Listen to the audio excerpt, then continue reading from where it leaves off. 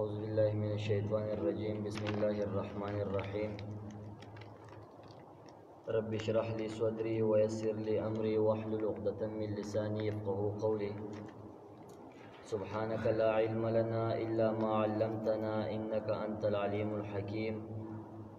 रब्बि ज़िदनी इल्मा रब्बि ज़िदनी इल्मा रब्बि ज़िदनी इल्मा। क़ाल अल्लाहु तआला फ़ी किताबिहिल मुहकम इन्नल्लाहा इंदहु इल्मुस्साअ व क़ाल तआला या अय्युहन्नासुत्तक़ू रब्बकुम इन्न ज़ल्ज़लतस्साअति शैउन अज़ीम। सदक़ल्लाहुल अज़ीम। अल्लाह रब्बुल आलमीन इंसान पैदा कड़े द नुतफ़ीना। इंसान ता अल्लाह रब्बुल आलमीन जुआन वर्कड़े दे दे दे मकसद द पार वर्कड़े दे दे दे गरज द पार वर्कड़े दे او هغه غرض او هغه مقصد زموږ واضح دی। الله رب العالمین قران کریم کې واضح کړی دی چې هغه دا وما خلقت الجن والانس الا ليعبدون، صرف او صرف الله رب العالمین بندگی. دا بندگی به موږ په کومه طریقه باندې وکړو؟ دا بندگی به موږ په هغه طریقه باندې کوو چې کومه طریقه موږ ته الله او رسول محمد رسول الله صلی الله علیه وسلم را ښودل.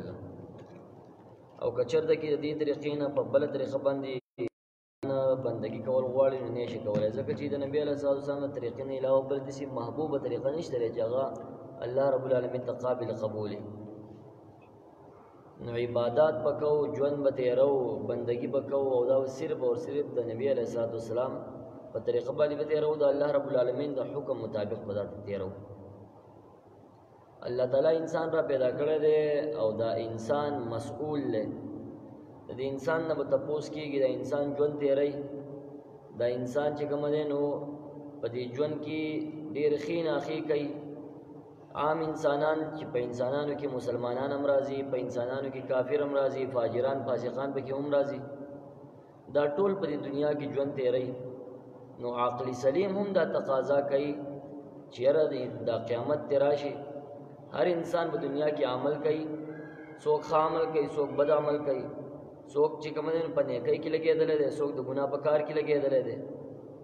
نو په کار دا چې داسې یوه ورځ راشي چې هغه فیصله کوونکې ورځ وي، هغه د جدایۍ ورځ وي، او په دغه ورځ باندې د هر انسان ته د عدل او د انصاف مطابق دوی ته حق ورکړی شي او دوی ته اجر ورکړی شي. لکه انسانان هر قسم انسانان چې دي، که فاجران دي، فاسقان دي، مسلمان دي، کافر دي، هر یو په دنیا کې ژوند تیری. نو دې ټولو دپاره یو جدا جدا یو فیصله پکار ده، د دې ټولو دپاره جدا یو نتیجه پکار ده، او هغه نتیجه او هغه فیصله به نه کېږي مګر په ورځ د قیامت باندې به کېږي. د قیامت په قیام باندې به فیصله کېږي. قرآن کریم کې الله رب العالمین فرمایي دغه ډېره خطرناک ترینه ورځ ده او ډېره سخته ورځ ده. یا ایها الناس اتقوا ربکم ان زلزلة الساعة شیء عظیم. ای خلکو د خپل رب نه ویریږئ. ګوره د قیامت زلزله دا یو ناشنا سیز دی، یو عجیب و غریب سیز دی. ګوره ډېره خطرناکه زلزله ده په دغه ورځ باندې. او ان الله عنده علم الساعه، دا علم هم صرف د الله رب العالمین سره دی. دغه ورځې څه معلومات هم نشته چې دغه ورځ به کله راځي، چې معلومات یې یو دا پته لګي چې په پلانکې ورځ باندې دا موقع دا ورځ دا واقع کېږي. نو بیا هم چې کوم سړی بلک مطمئني چې زه کېدای شي په پلانکې ورځ باندې راځي، په هغه ورځ باندې ورته عمل برابر کړم، د هغې نه مخکې به یو هفته مخکې به عمل برابر کړم. خو د دغې ورځې چې کوم راتلو څه پته هم نه لګي. د دغې ورځې د څه نومونه دي، د دغې دپاره چې کوم څه اسما دي او څه معلومات نور. د قیامت علامات به ذکر کوي انشاءالله تعالی، خو د هغې نه مخکې د دې ورځې نومونه او د دغې ورځې مختصر معلومات وړاندې کول غواړم. اوله خو دا ده چې دغې ورځې ته یوم معلوم ویلی شوی دی په قرآن کریم کې. یوم معلوم ځکه چې د دې ورځې دا راتلل دا فیصله شوی دی، دا فیصله نه بدلیږي. سورې حجر 38 نمبر آیات او سورې شعراء 38 نمبر آیات دغه کې چې کوم دی یوم معلوم ویلی شوی دی. دغه شان د قیامت ورځ د یوم العصیب هم ویلی شوی دی. یوم العصیب ځکه چې دا به ډېره زیاته سخته ورځ وي، ډېره زیاته خطرناکه ورځ به وي، ډېره تکلیف او د مصیبت ورځ به وي. یوم التغابن هم ورته ویلی شوی دی ځکه چې په دغه ورځ باندې د انسانانو دا نقصانونه راښکاره کېږي، د دې وبچ کوم نه دې د پاره ابدا د ګټي او د تاوان ورځ ده د ګټي او تاوان نخکاره کېدو ورځ وي یوم العازفه ورته ویل شوی ځکه چې دا ډېر د مصیبت ورځي او یوم الفصل ورته ویل شوی ځکه چې دا به فیصله کوون کې ورځي په دا ورځ باندې با د ډېر نه حل کېدونکو مسلو فیصله وکړي هغه مسائل چې هغه نه حل کیږي په دا ورځ باندې دا په خپل باندې حل شي او دې به الله رب العالمین فیصله وکړي یوم الحق ورته ویل شوی دی ځکه چې دې په واقع کېدو کې هیڅ قسم شک نشته دی د دې راتلل دا یقیني دی او یوم البعث چې دا په دې کې به خلق انسانان به دوباره راژوندي کیږي یوم البعث ورته قرآن کریم سوره اعراف آیت نمبر 14 سوره هجر آیت نمبر 36 کې ورته ویل شوی او یوم القیامه قیامت ورته جګننو مشهور نوم ویل کیږي او دا به انسانانو د ودریدو ورځي دا به انسانانو د قیام ورځي او په دې کې به جګنن ټول انسانان به الله رب العالمین ته ودرېږي او ولته الله رب العالمین حساب کتاب کوي نیکو خلقو ته نیک بدلا او بدو خلقو ته بداغه د عمل مطابق بد بدل ورته الله رب العالمین ورکړي دا خبره خو یقیني ده چې دا قیامت برازي د قیامت لپاره ورسته کېدل نشته ده یا د قیامت لپاره سم منسوخ کېدل نشته ده چې د دې د حکم دا منسوخ کړي شي خو قیامت برازي کله د دې وخت کم یو ده هر آسمانی کتاب دی او دسی ورځي دراتلو اعلان کوي چې هلته کې با عدل وی سراسر به انصاف وی او ظلم بنئ هلته د هر مظلوم فریاد رسی کیږي د هر مظلوم فریاد بالته اوریدل کیږي هلته کې به مقتول چې کوم د خپل قاتل گریوان نیول شي د خپل قاتل نه بدلا غوښتل شي او هر وهله شوی انسان دا با دا غوهون کینا انتقام غسه شي داغه نه بدلا غسه شي دله به الله رب العالمین دومره د انصاف یو مقور کی او هر انسان د خپل ژوند خو بد ویني او په دغه ورځ باندې با د خپل ژوند د حساب ورکول لپاره د پیران غوند کی د قارون غوند کی د ریحمان غوند کی لوی لوی ظالمان دا به هم راځي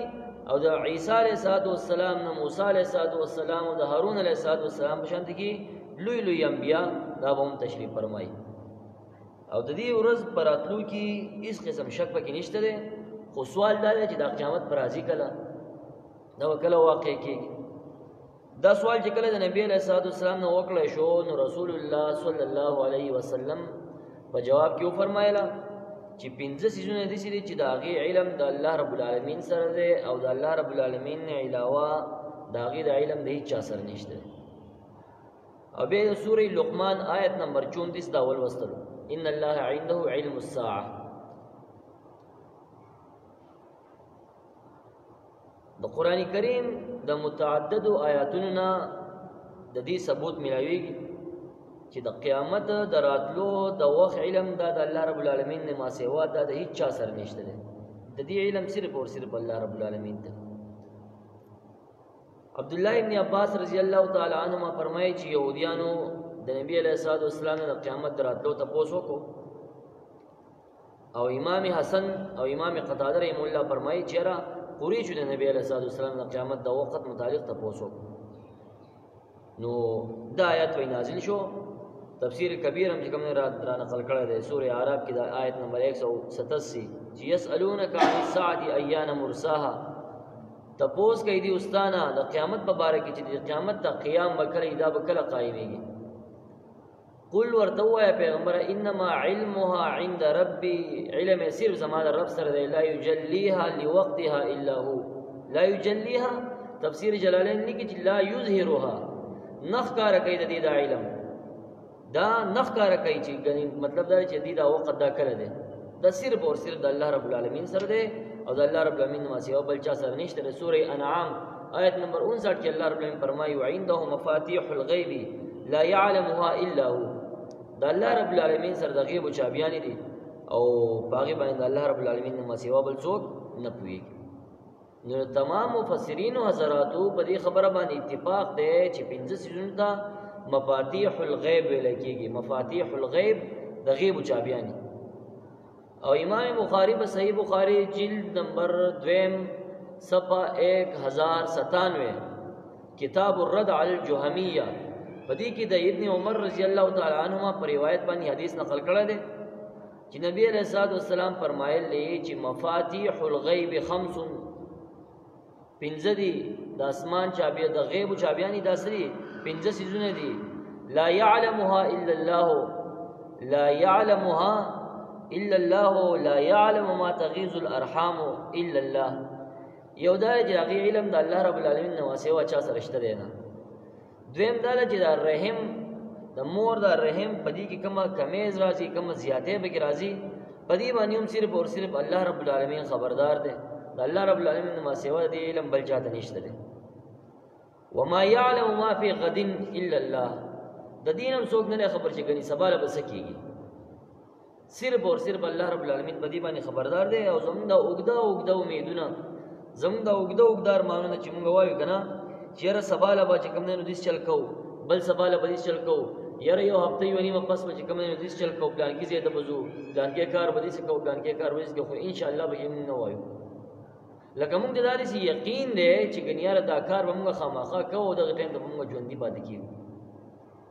نو په کم از کم په دغه حالات کې چې کوم نه انسان دی او سيزي اراده کوي سبا بل سبا لپاره، نو په کار دار چې ان شاء الله ورته وایي چې الله وغواړي نو ان شاء الله تعالی چې زبردست دغه کار دې کومه د غزې ته بزم. نو الله فرمایي، نبی علیہ الصلوۃ والسلام فرمایي چې وما يعلم ما في غد الا الله، چې انسان مسبال سکه په دې باندې هم الله رب العالمین نه ما سیوا بل څوک نه پويږي. ولا يعلم متى ياتي المطر احد الا الله، نبی علیہ السلام فرمایي چې ولا يعلم متى ياتي المطر احد الا الله، هیڅ چا دا پته نشته چې یاره د باران به کله راځي، د باران د راتلو د باران د راورېدلو پته هیڅ چا د نشته ده. لکه نن سبا وګورئ کنده سرکاري دروغجن ناس دي، دا سرکاري برګان چې ناس کنه چیرې مطلب دا چې را روانه هفته کې چې کوم دینو دسی یو آندی برازي یو توپانی بارش بکیږي او دسی غلای بکیږي او دا چې کوم نه ټول ملک په خپل لپیټ کې اخلي، د پنجاب نه اخلي چتراله پوری بچ کوم نه دا چې کوم خطرناک طوفانونه بکیږي.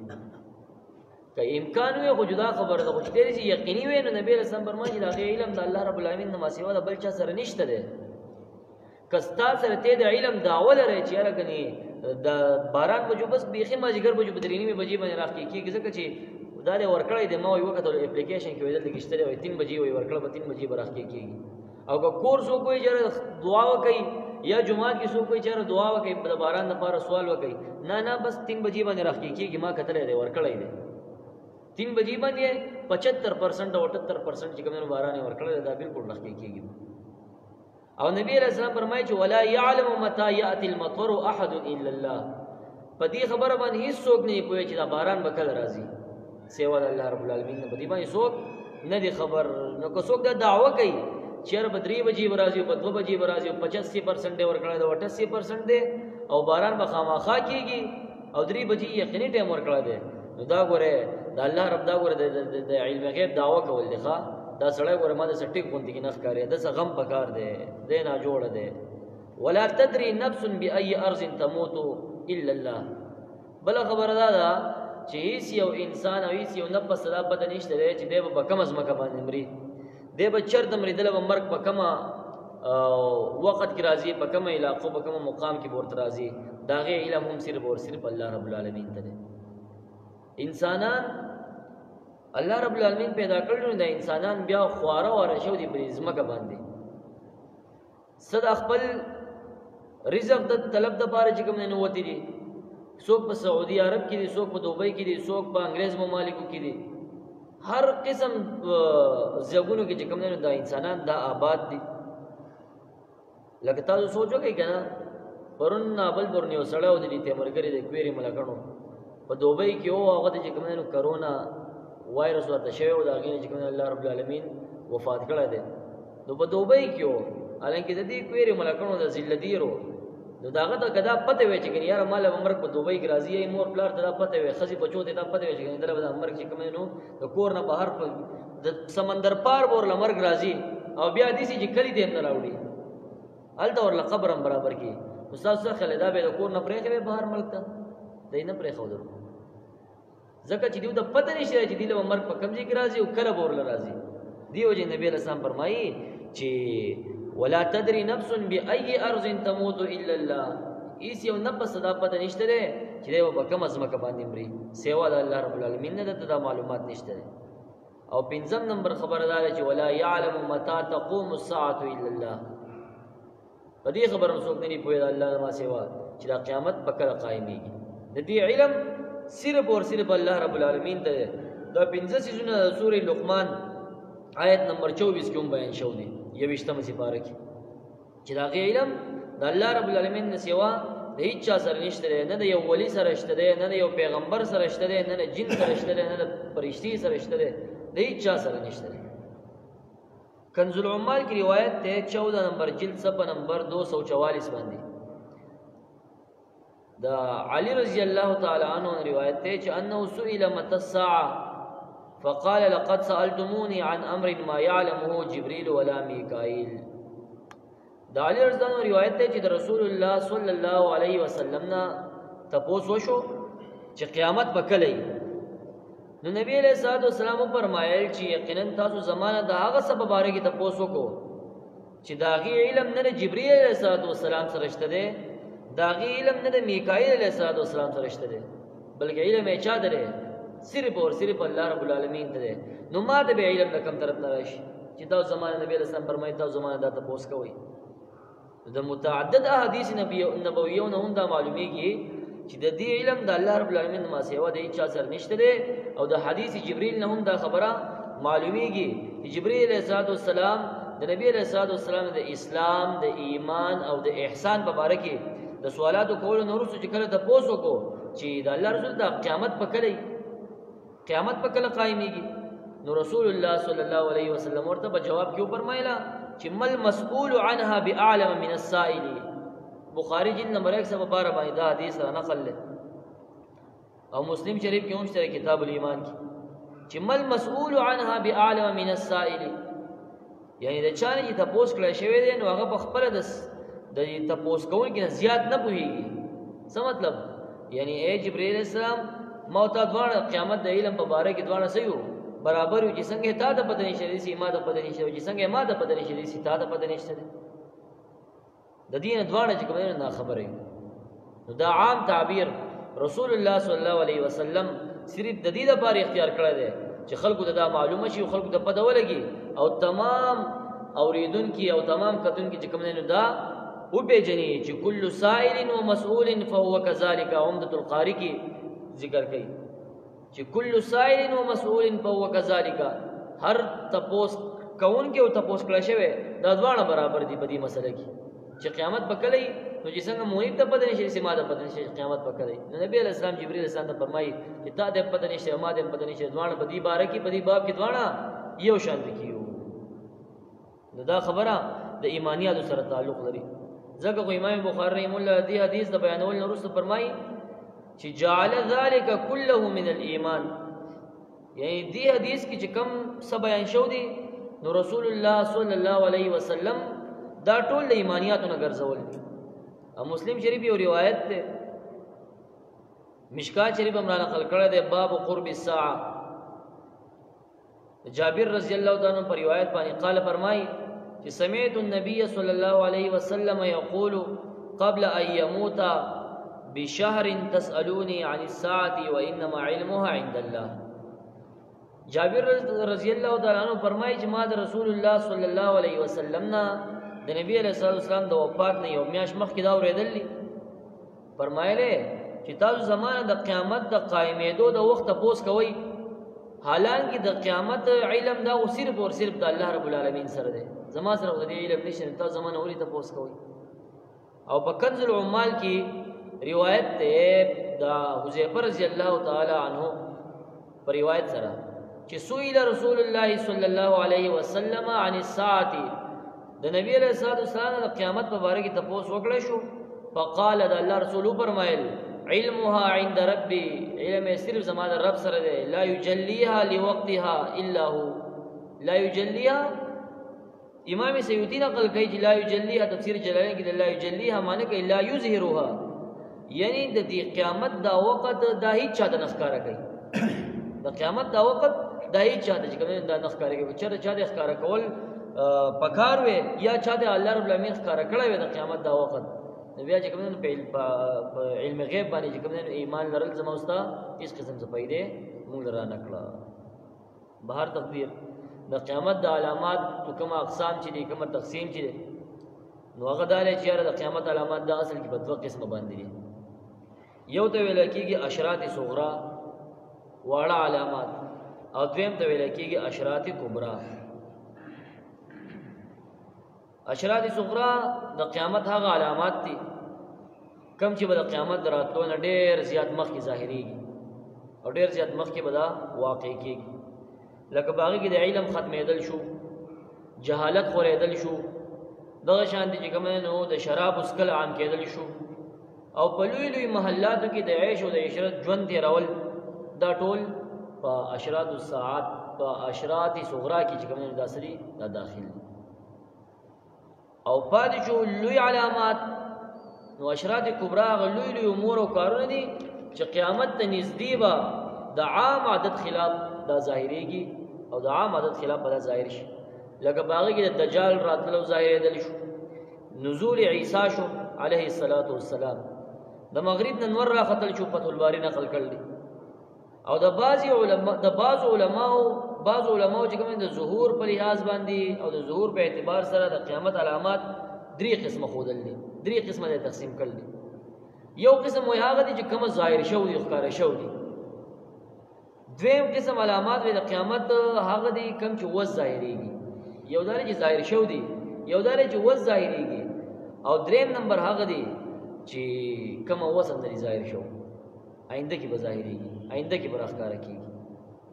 نو اولنین دوه قسمونه چې کوم دي چې کوم ظاهر شو دي او کوم وځ ظاهريږي دي د اشراط صغرا ویل کیږي.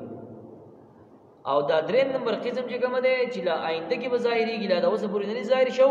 دوی د اشراط کبرا ویل کیږي. او یو کتاب دی القیامت الصغرا صفحه 138 باندې 137 باندې تقسیم ملته کړه دی. د احادیث کتابونو د مطالعین هم دا معلومیږي چې د قیامت علامات دا ډېر زیات دي، لیکن دا غینا اولنې علامه مختلف علماء چې کوم کتابونه لیکلي باغی کې مختلف علامات چې کوم اولنې او دوی مدرې مراول. خو اولنې علامه چې کوم د رسول الله صلی الله علیه وسلم بعثت ده، د نبی اسلام بعثت ده، ځکه چې نبی علیہ السلام ته نبی الساعه ویل شوی دی، نبی الساعه. او دا انس رضی الله تعالی عنہ پر روایت سره په حدیث کې راځي کنز العمال روایت ته چې قال رسول الله صلی الله علیه وسلم بعثت انا والساعه كهاتين، چې دا الله رسول صلی الله علیه وسلم فرمایي چې ذا او قیامت موږ دواړه دي سره لګلې شو، لکه څنګه چې دا قوت دی په دې ته نږدې ده او دا دې ته نږدې ده. نبی علیہ السلام فرمایي چې څنګه دا دوه قوت یو بل دې نږدې دغه شته کې ذا او قیامت، د قیامت قیام دا موږ چې کوم یو بل ته بیخي نږدې یو.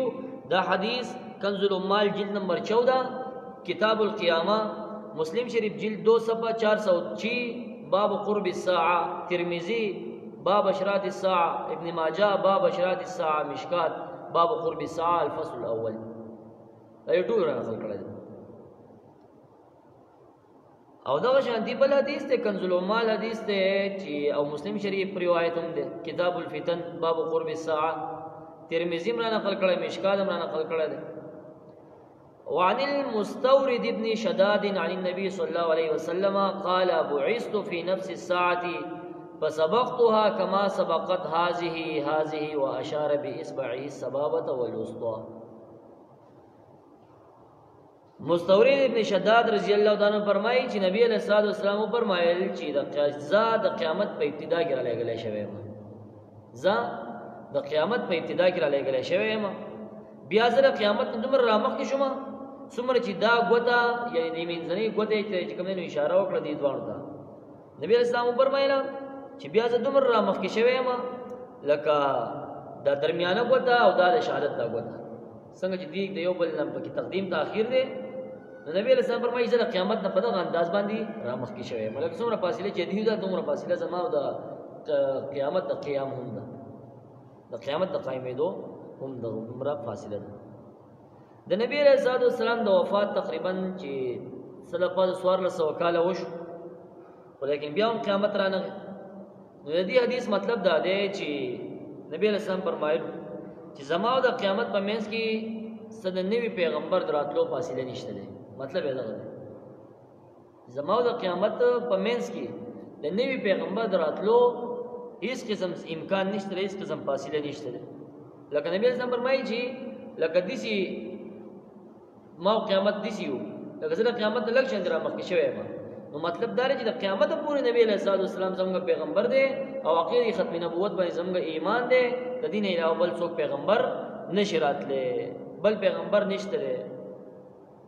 او نبی علیہ السلام فرمایي زما امت هم اخري امت ته او بدی باندې به کوم قیامت قائميږي، بدی باندې با قیامت راځي. امام قرطبي فرمایي چې د دې مطلب دا دی چې نبی علیہ الصلوۃ والسلام آخر الزمان دی او د دې د بعثت نه وروسته و صرف قیامت راتلون کې دی، صرف دغه یو دیوال دغه یو پرده پاتې او د بل نوی پیغمبر راتل نشته دی. یو کتاب دی التذکرہ صفحہ نمبر 626 بحواله قیامت اور علامات قیامت صفحہ نمبر 29 کی دا خبره ذکر ده امام قرطبی رحمه الله. او نبی علیہ الصلوۃ والسلام آخری پیغمبر دی او په دې باندې د نبوت د دروازه دا بند شو ده، سلسله ختم شو ده. او قرآن کریم کې دی پیغمبر محمد رسول الله صلی الله علیه وسلم پاک لبانی الله رب العالمین فرمای سورہ احزاب آیت نمبر 40 کی چې ما کان محمد ابا احد من رجالکم ولکن رسول الله وخاتم النبیین. نبی علیہ الصلوۃ والسلام پتازو کې د سړو د هیڅ چاپلار نه دی، ولکن رسول الله لیکن الله رب العالمین رسول له وخاتم النبیین او خاتم النبیین دی، اخر دی د پیغمبرانو نه، اخره پیغمبر دی. د دین پس د نبوت سلسله بند شو، د بل پیغمبر نشی راتله. خاتم النبیین مطلب دا دی چې د دین وروسته بل سنوي پیغمبر راتلون کې نشته دی، بل پیغمبر راتل نشته. او په دې خبره باندې تمام امت بیا اجماع هم ده. او حافظ ابن کثیر رحمه الله فرمایي تفسیر ابن کثیر په حواله قیامت اور علامات قیامت، ابن کثیر فرمایي چې قد اخبر الله تعالی فی کتابه ورسوله صلی الله علیه وسلم فی السنة المتواترة عنه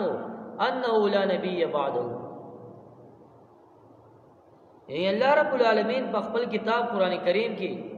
او رسول الله صلی الله علیه وسلم په احادیث متواتره سره د دې خبرې دا خبر ورکړه دی چې د دین وروسته د بل نوی پیغمبر راتل نشته دی او دا پیغمبر محمد رسول الله صلی الله علیه وسلم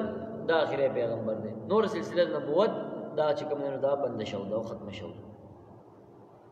پاتې شو دا خبر چې نبی علیہ الصلوۃ والسلام نو رسول خلکو چې کوم نو د نبوت دعوی کړلی، نو ډیرو خلکو نبوت دعوی کړلی. باقي مسیلمه الکذاب خنزیر دیر شوی دی او اسود عنسی دا دیر شوی طلیحه بنوم باندې کوم نه یو ځانان دیر شو دا هغه هم چې کوم نه جوز خزه پیغمبر شو وای کله خزه سپېګمنه ویني غول به خوړې په هیڅ خبر باندې خزه جوز د پیغمبري داوا کوي. بهر تقدیر د دې سلسله دغه کړای نه چې کوم یو سره دیر شوی چې د مرزا غلام احمد قادیانی ورته ویل کېږي، مرزا غلام احمد قادیانی ورته ویل کېږي. او چې دې قادیانیانو دا کوم خلک چې قادیانیان نه متاثر دي کنه دې د چې ویل کې مرزا غلام احمد قادیانی چې کوم خنزیرو سو خنزیرو لکه ډېر نیک سړیو غټ غټ ګیره او غټ پټکی والو غټ پټکی غټ دومره غټ پټکی خو ابو جهل موایو خیال هم دی کنه. عبد الله ابن ابي ابن سلول هم چې کوم نو غټ پټکی والو دومره دوه غزه ګیره و خو سو منافق او چرته پروت دی په جهنم کې ان المنافقین فی الدرک الاسفل. عبد الله ابن ابي ته پروت دغه شاته ودا خنزیر مال کې پروت دی. مرزا غلام احمد قادیانی مرزا د دې کوم خطرناک نظریات دي کنه او د کوم غلطي خبرې کړل کنه د نبوت لپاره کله به ځان د پیغمبر ویلو کله به ځان د کوم رب ویلو ویږي کله به نبوت راته ملاو شوی دی. من بعد اسمه احمد چې کوم قران کریم کې دی دا وایي زما او چې کله کله به کوم ځان دی ویل هغه رب هم زما الله زما ویږي کله به نارینه شو کله به زنانه شو کله به په خېټه باندې ما شومان دي کله به ویل زما چې کله وای حمل راغی مدینه په اسلام باندې څوک نه پویا نو مرزا غلام احمد قادیانی دې چې کوم دینو د دروغجن پیغمبري دعوه دا کړل چې زم چې کوم دینو پیغمبر یم په دې دوران کې چې کوم دینو یوځي کې د مباهلي چیلنج مولانا ثنا الله امرتسری رحمه الله هندستاني عالم دی دور مباهلي چیلنج ورکو چې راځم مباهله دي د ویل کېږي مباهله دي د ویل کېږي چې زم را پاسه مو جنید هم را پاسه جنید ما دوی چیرې په دې خبره کې زه په حق باندې ما الله دې چې کوم نه تا تباہ او برباد کی تربیت تا دې الله دې سړي سي او زه ویم چې نه کتب کې په درو غلطه باندې او زبر اختیار باندې ما الله دې دا کار سره وکړي دوه تیار شو مولانا ثنا الله امرتسری رحمه الله او دا مرزا غلام احمد قادیانی خنزیر دا دوه چې کوم نو تیار شو دیګه خانه سټیج لګیدل دي خلک ناس دي په انتظار باندې ناس په تمه باندې ناس دي په دې کې سیوا د مرزا غلام احمد قادیانی په خېټه کې ګډوډایزیشن پیدا شو ګډوډای پکې پیدا شو سړی سټیج نه ودانګل سړی چې سټیج نه ودانګل خانه منډي باتروم ته ځان ورسول خلک په انتظار باندې ناس چې زوس په پیغمبر سے براوزي وس په پیغمبر سے براوزي پیغمبر سے بوس راوزي په دې تمه باندې اوس مباهلي چیلنج دی پیغمبر سے بر رواني پیغمبر سے بیس پته ونه لګیدل خلک چې کله ورغلا دیو مرزا غلام احمد قادیانی چې کوم دینو دا باتروم کې چې کوم دینو دا مرداری کړو ودغه باندې سره پاسره پرې ودی او پروت پاستر پروت شاعر ویلو یا اگر مرزا ہوتا خدا کا نبی تو ٹٹی میں گر کر نہ مرتا کبھی کدی دا الله پیغمبر خدا غزیته منل وې درې کنه اوه دی وای چې دا الله پیغمبر یې مداخله کې منی چې دی پیغمبر من بعد اسمه احمد چې دی نو هغه وای دی کنه نو الله رب العالمین خپل پیغمبر ته دومره د بے حیايي دومره د بے عزتۍ مرګ نه ورکړي لکه څومره په دې ګور په دې کائنات کې څومره کې دې بے عزتۍ مرګ به کوم نه چاره نه ورکړي څومره چې دې خنزیر لور کړي الله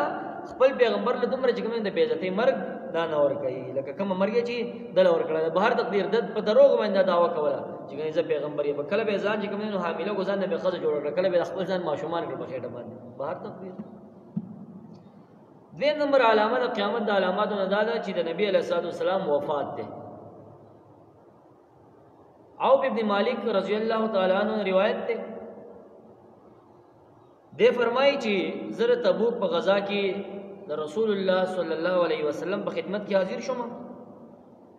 نو نبی علیه الصلوۃ والسلام دا چمړی او د سرمنی په خیمه کې ناس ته تشریف فرما دي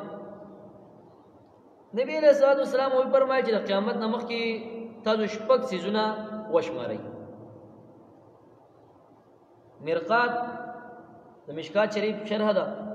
جلد نمبر 10 کې چې کومه دا حدیث راوړل چې زما د قیامت نمخ کې تاسو شپږ سيزونه دا وشمارئ هغه کې یو دی نبی علیہ السلام فرمایي چې زما مرګ دی دریم بیت المقدس فتح کول دي دریم عام او وباده چې تاسو کې به د چیلو د بیماری په شان دي خورش د ګډو بيزو د بیماری په شان دي په تاسو کې د عام او وبا خورش دین دا کرونا وایرس مراد ده دا دین نه مرادو د دین طاعون امواس مراد ده کم چې د عمر رضی الله تعالی عنہ په زمانه خلافت کې په امواس نومې کلی کې چې کومه دا بیماری خورش او د وبا خورش چې باغې کې او یا زره خلک او یا زره کسان په دې ورځو کې دنه چې کومه دا وفات شو او امواس چې کومه دا په بیت المقدس کې دی او کلی نوم دی چې دا مسلمانانو فوجي چاونای و امواس موږ وېګ دا چې کومه نو یو عام وبا و نبی علیہ الصلوۃ والسلام پیشن ګوي ور کړو نن هم خلک دا حدیث راغی په کرونا باندې ور پټ کړي د دې وی پیشن ګوي نبی علیہ السلام ور کړل چې کرونا برازي او خلک په ټول دنیا باندې مچکر لګي په ټول دنیا کې بغرزي او ډیر زیات خلک په کومه نمبر تاسو بدشته د دې کرونا نه دی ټیک دی چې سایډ افیکټس به یې څه نقصانات غوښتل خودم ران نشته دی د کینسر نه زیات خطرناک دی د ګردو د مرض نه زیات خطرناک دی دماغي مرض نه زیات خطرناک دی د فالج نه زیات خطرناک دی انسان نه لاس کټ شوی خپل کټ شوی داغه نه زیات خطرناک مرض دی هیڅ خطرناک مرض نه خو غریب جګه په دغه وینټیلیټر باندې واچي او خیال نه سادي جو غریب خو نمونیا شوی جو نمونیا نور مرسي وایي وسکی دا چې غریب څه وکړو وسړی بیمار دی ته علاج مکو ته سمور کوو هغه نه بچ کیږي که الله رب العالمین یو غواړي خو بچ کولای شي، خو لیکن دغه لپاره اوس اسباب پکار دي کنه. په هر تقدیر د دین دغه تعاون مراد چې په امواس خار کې په امواس نو میکلي کې راغلي دي او 70,000 کسان مې په 3 ورځو کې دا چې کوم دا وفات شو دي. په دې کې صحابه کرام وفات شو دي، صحابه کرام رضوان الله تعالی علیهم اجمعین دا به کوم وفات شو. نبی علیہ السلام فرمایي سلورم دا چې مال به دومره زیات شي چې یو سړی د 100 دینار ورکړي 100 دینار نو دا سړی به سپک ګڼي او دا سپک ګڼل دا د ناراضګۍ دلیل دی. او دا کومه په کثرت سره فتوحات چې کوم دي نو دا کثرت فتوحات په بنا باندې د عثمان رضی الله تعالی عنہ د زمانی واقعه ده چې فتوحات زیات وشو کنه نو مالونه زیات شو، خلکو چې کومه ناقدری او ناشکریه شروع ناقدریه شروع. پنځم نمبر خبر دادا چې نبی علیہ السلام فرمایي د قیامت نمخ کې تاسو د شپږ سيزونه وش مری بغه کې پنځم نمبر خبر دادا چې فتنی ظاهرېدل هغه نه د عربو هیڅ یو کور بچ نشي، د فتنو نه د عربو هیڅ یو کور بچ نشي. جدینا د عثمان رضی الله تعالی عنہ شهادت د دین ورستو جنگی سپین و غیره ذات مراد د مرقات المفاتيح نقل کړل او پاتې شو عام فتنی چې د عربو یو کور باندې بچ نشي. نو ګورې کنه نن سبا وګورئ کنه سنمونه آلات اور برابر کړل دي. تاسو وګورئ کنه هر قسم د جواری اډي اور لال دي قائم کړل دي، هر قسم د شراب او د زناکارو اډي اور لال دي قائم کړل دي. صحیح ده. زنانه دې چې کومه سه بدل ډرایوینګ حق ورکړل، ډرایوینګ لایسنس ورکړل دي، وې دام چې کومه دام د سړی په شان دي دو بس کور وګرځي، کور نه بهر وګرځي، کور کنه کینه وي خیر دی وي لکه څنګه چې سړی مزدوري کوي دې وې دام چې کومه نو دمو حقوق نسوا بالله وې دا پاس کوي وې خځه چې سغواړي وې بس مونږ به ورله پورا کوو. خځه زړه خو ډېر ډېر سغواړي ته بس کې ته بوله هر یو پورا کې په خبره باندې هر تقدیر دا فتنې چې کوم دا بظاهريږي. حدیث کې راځي نبی صلی الله علیه وسلم فرمایي ستكون فتن زرد فتنې براشي. یو روایت کې بادروا بالاعمال فتنا نیکو اعمال ته جلدی وکي مخکیواله وکي فتن اندسي فتنې را روان دي كقطع الليل المسلم يصبح الرجل مؤمنا ويمسي كافرا ويمسي مؤمنا ويصبح كافرا. دسي فتنې را روان چې تک تورې شپې د دې تورې تیاری بشنه تورې فتنې دي او دسي چې سحر یو سړی ګوره او مسلمان خو چې ما خان ته ګوره ایمان باندې پرواز کړی الوته وي او ما خان له یو سړی مسلمان چې سحر په باندې راځي شپه به تیریږي بدل به ایمان پرواز کړی الوته وي ایو کافری دیم کار وسه کوي یبيع دینه بعرض من الدنيا. د خپل دین په دنیاوي ساز او سامان باندې راخلو خرڅي به دنیاوي ساز او سامان براخلي خرڅي به دین دفاع بنه کې دین حفاظت په پکې نه بس خو یو ځین اور شوړه ملاوي کې په در پسې ورزي د دین به هیڅ قسم پروا نه کوي. یو که دینی مسله پایمال شو، یو که دینی او شرعي او حق چې کومه پایمال شو ما ته به چې کومه دنیا ملاو شو کنه دنیا را د ملاو شو کنه خیر د کده مې ملک صاحب خلاف چې کومه په جمعات کې سونه ویلا خیر کده په منبر باندې پلان کې مسله ونه کړه ملک صاحب قرباني لاس راخ کو درو کنه خوشاله بیا دې باندې خوشاله ښا چې یو غړ سړی به چرته چې کومه لاس راکې یو باچا وې یو سړی باندې لاس راخلو چې بملا باندې سټه پولې وېږي سړی کور دراغه خوشاله نه جامع غوندي نه خوراک سکاک کوي او بس د خوشالۍ نه ټوپونه وې کله یو کټ دانګي کله بل ځای ته دانګي کله بل ځای ته دانګي خوراک سکاک نه کوي او خان دی بس اسیم ناس ته نو خان دی خځه ورته چې سړیا د پتا سي چل شوی دی ته خوراک نه کې تسکاک نه تس جامع نه غوندي تاسو مرزه او ټوپونه وې د خوشالۍ نه خان دی ځان سره اور تر خزي ته خبر نه چې ته خبر شوې ته هم را سره وخاندې ته هم را سره وای وخاندې اور ته چې څنګه چې چل شوی دی ولته نه خبر شو باچا صاحب چې کوم نه مطلب پملاټه بوله ودا چې راته کړی دی خزي ورته ویل دای در باندې وری کړی ته خبره ورته او باچا صاحب صفت کړی دی چې ډېر نرځوانه خزي ورته ویل له مطلب نه دی د باچا مطلب دا و چې بغیرت دوس په غوډه شان دی الله دې نورم دوس ساته الله دې د نورم دوس ساته به نو خبره باندې دا هر چا دې چې ګولاله خلاله کې کنه نو بدی باندې وردا ژوند دی رول دا ډېر زیات ګران شي دا ډېر زیات ګران شي بهر تقدیر مقصد می داو چې دنیاوی لالچ لپاره دنیاوی غرض لپاره انسان چې کوم دین اسلام راخلی شریعت مسله راخلی او هغه چې کوم نو پریدي یبيع دینه بعرض من الدنيا شرعي مسله خط پریدي او پدی باندې کوم نو مطلب دنیاوی پیسې اخلي دنیاوی مال او متاع اخلي دا غره دا پیتنو کې به ور انسان بیا ډېر سخت کیږي الله دې موږ وساتي شپږم نمبر علامه چې په حدیث کې دا نو هغه دا چې صلح د صلح نبی له فرمایي چې صلح ستاسو د رومیانو ترمنځ به صلح وي مؤمنانو ستاسو د روم والو ترمنځ به صلح وي او بیا به رومیان نه روم والا دا به عادي شکنی وکي د لوز به مات کی او استاد په مقابل کې به چې کوم د اتیا جنډو ماتحت د 80 جنډو د لاندې بدا راشي چې باغی کې بعد هرې جنډې د لاندې 12000 سړي 12000 سړي د هرې جنډې د لاندې به 12000 سړي او ټوټل به 80 جنډې دې لاندې به چې کوم د خلک دا برازي د مسلمانانو په خلاف باندې دار پاسي لکه تاسو وګورئ د روم مسله چې کوم د روم ول واقعا ابل صلی الله علیه وسلم په درس کې هم خو په تفصیل سره چې کوم د په سورې روم کې وکړه نو دې حدیث معلومیږي چې نبی له صلی الله علیه وفات دا هم د قیامت د علامات نه یو علامه ده او دا ځکه چې د رسول الله صلی الله علیه وسلم وفات کېدل تمام مسلمانانو لپاره یو لوی مصیبت او د تمام مسلمانانو لپاره یو لوی غم او په دنیا کې بچا باندې هر قسم مصیبت راشي په دنیا کې بچا باندې هر قسم غم راشي او ډېر زیات چغي وهي ډېر زیات ګریوان راشلې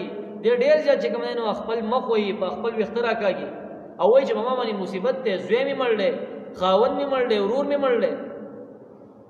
نو محدثین او مفسرین کې چې د نبی له صلی الله علیه وسلم وفات لري دا سوچو کې هغه غم دي ځان تر آیات کې چې د نبی له صلی الله علیه وسلم وفات دا مصیبت د دنیا په ټولو مصائب باندې یو لوی مصیبت ده یو لوی خطرناک ترين مصیبت ده نو د نبی له صلی الله علیه وسلم د وفات کېدل د تمام امت لپاره تمام مسلمان لپاره یو لوی مصیبت نه کم نو دی وجنا انس ابن مالک رضی الله تعالی عنہ فرمای چې په کوم ورځ باندې چې نبی له صلی الله علیه وسلم مدینه ته تشریف راوړو نو د مدینی هر سیس چې دا منور شو د مدینی هر سیس دا روخانه شو دا ولی د نبی له صلی الله علیه وسلم د خایز د وجنا د نبی له صلی الله علیه وسلم د وجنا د مدینی دا هر څو بیخي منور شو دا چې کوم روخانه شو دا خیسخ کاریدل او په کوم ورځ چې نبی له صلی الله علیه وسلم وفات شو نو د مدینی هر یو سیس دا وای چې کوم تک تور د تاریخ شو د نبی له صلی الله علیه وسلم په وفات سره په مدینه باندې یو تور صادر راخور شو یو ظاهری صادر نو چې دا صادر په سره فور په مدینه په ټوله پټکړه د نبی علیہ السلام چې کله وفات شو نو تکلیف او د مصیبت بل ورځ د ورځې نه بل نه و دغه پس چې کوم نو مصیبتونه بیا ډیر زیات ځکه چې په مدینه باندې یو تور صادر را خور شو نو موږ خلکو د نبی علیہ السلام د وفات نه پس لالا سموي نو سندل لا سموي دا نو سندل انس بن مالک رضی الله عنه فرمایي چې موږ په خپل ژوند کې تغییر بیا مونږ په خپل ژوند کې تبدیلی بیا مونږ مطلب دا دی چې د پیسې صحبت نه موږ محروم شو داغه غوره صحبت نه غوره مجلس نه دا کامیابی د مجلس چې کوم موږ څه شو دا موږ محروم شو ترمذی ابواب المناقب کې دا حدیث راوړل د رسول الله صلی الله علیه وسلم په وفات کې دوسرا د ټولو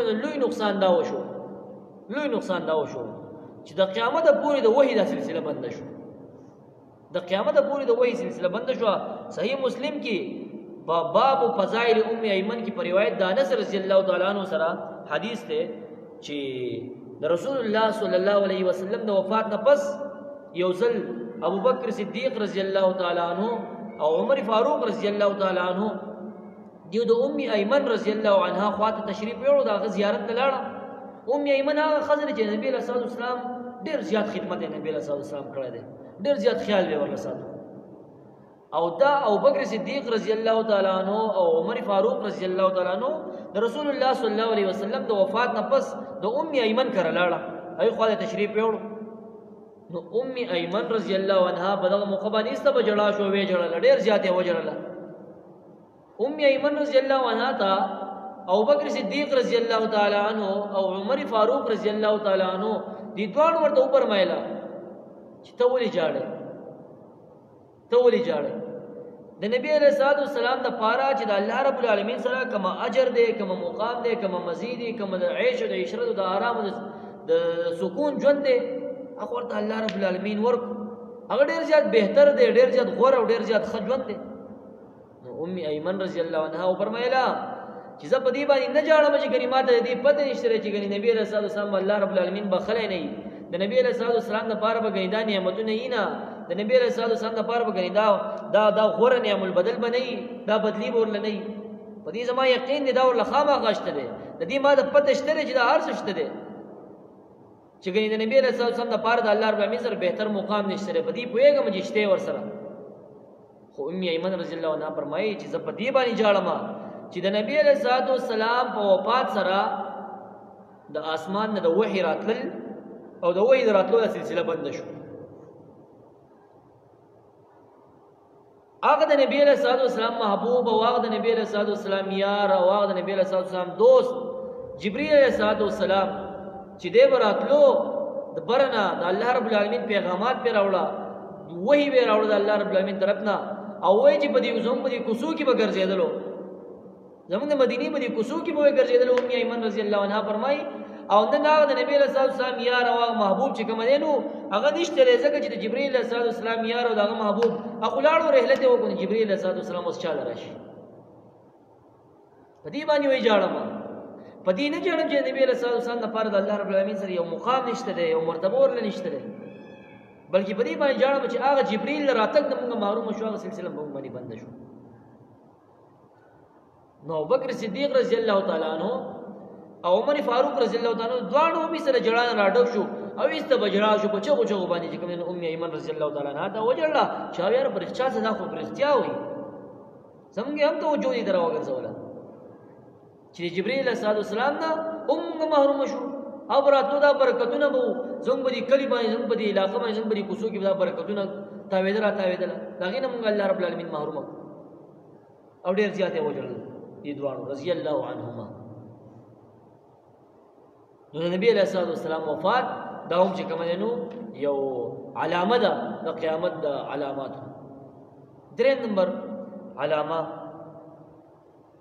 د مال او دولت کثرت بشي زیاتې بشي زیاتواله مال او دولت په زیات شي قیامت د علامات د نبی علیہ السلام یو علامه دا هم خودل چې مال ډیر زیات شي دنیاوی مال او متاع حدیث ته کنز العمال جلد نمبر 1400 کتاب القیامه باندې چې کوم نو را نقل شوی دی دا ابو موسی رضی الله تعالی عنہ پر روایت باندې قال دې فرمای قال رسول الله صلی الله علیه وسلم لا یاتین علی الناس زمان فخلق باندې وای زمانه راشي یو وخت د اوقات نو باندې خلق باندې راشي يطوف الرجل فيه بالصدقه من الذهب ثم لا يجد احدا ياخذها منه دی امت باندې به یو دې زمانہ راشي چې یو سړی به خپل سرو زرو نه زکات وباسي یو سړی به خپل سونه نه هغه نه زکات وباسي او دې څوک په بیان نه مې چې کني هغه سړی د دې زکات استون کې نه زکات قبول کړي د زکات تی واخلي څوک بنئ چې د زکات قبول کړي او زکات واخلي ځکه چې هر سړی به مالداري په وخت کې هر سړی به هیڅ قسم ضرورت پې نه هیڅ قسم حاجت پې نه چې کني زکات په واخلي چا لکه نن سبا وګوره کنه مستحقین هم زکات غواړي او غیر مستحقین هم زکات غواړي پیغام زما خبر باندې مستحقین هم غواړي غیر مستحقین چې کوم هم زکات غواړي الله رب العالمین مخې به ورځي کو بنور حدیث کې راځي بخاری شریف حدیث ته فتح الباری عمران نقل کړی چې د الله رسول صلی الله علیه وسلم فرمایي تصدقوا فسياتي على الناس زمان يمشي الرجل بصدقه لا يجد من يقبلها بل څه فرمایي چې تاسو صدقې ورکوي زرد جدي زمانہ براشي چې یو سړی با د زکات د مال ګرځي خو دې څوک بیا نه مومي چې هغه د صدقه او د زکات ته قبول کړي دې څه وایي څوک نه ابو هريره روایت ته ابو هريره رضی الله تعالی عنہ روایت ته چې مال او دولت په دومره زیات شي چې په سلور طرف با د وبو بشانتي بهيږي لکه څنګه چې د وبو بهيږي کنه نسی په مشرق او مغرب او شمال او جنوب طرف ته کومه نامال بهيږي دومره ډېر زیات شي دومره ډېر زیات شي او ترتیب وړي چې خلک بل خپل مال زکات وباسي نو هیڅوک هغه سن کې پیدا نه کی چې ګینه زکات ولور کې چیرې دا واخله مثال په تور چې کومه چمن کا کال غریب دی زور لورته هم چیرې کا کلا واخله زکات دې مل راوړی دا ما ته وایي چې شری زمای د خپل لزم دي خپل څوک نه چاله وېسم دا چاله وېسم دې ما بس راوړی دا کومه راوړو چې چاله وېسم ادي وجه زکات هم څوک چې کوم نه قبلې مسلم شریف کنز المال مشکات باب اشراط الساعه دا حدیث را نقل کړی. ایو عمر ابن عبد العزيز رحم الله په دور کې د مال او دولت کثرت وکنا چې عمر ابن زید ابن خطاب فرمای چې عمر ابن عبد العزيز رحم الله په داسې دور او په داسې موقع کې وفات شو چې یو سړی په ډیر زیات مال راغسته او راوغه. عمر ابن عبد العزيز رحم الله قال عمر ابن عبد العزيز ورته فرمایلا چې زه واپس وګرځم او څوک چې تا ته ډیر زیات محتاج ښکاری څوک چې تا ته ډیر زیات فقیر ښکاری نو پاغوی باندې دا مال دا تقسیم نو هغه بدی څوک ونه مونډلو چې دنه چې کوم نه دا مال قبول کی دنه دا زکات او دا صدقه چې کوم دا قبول کی نو هغه وایي چې واپس راغې او دا مال به واپس راوړ. علامه ابن حجر رحم الله فرمایي چې د عمر ابن عبد العزيز رحم الله په دور کې د مال لا کثرت او د ډیرواله دا د قیامت علامه نه ده. ابن حجر رحم الله فرمایي چې د عمر ابن عبد العزيز رحم الله په دور کې د اکمال لا کومه کثرت او د زیاتواله چې د قیامت علامه نه ده د قیامت د علامونه نه ده حساب. ځکه چې باغ دور کې بچی چا د زکات او صدقې مال ناغستو زکات او صدقې مال به ناغستو نو دی وجنا چې هغه دور کې چې کوم نو عدل او هغه دور کې چې کوم نو انصاف او دیوبل حقوق پایمال کول په کې نو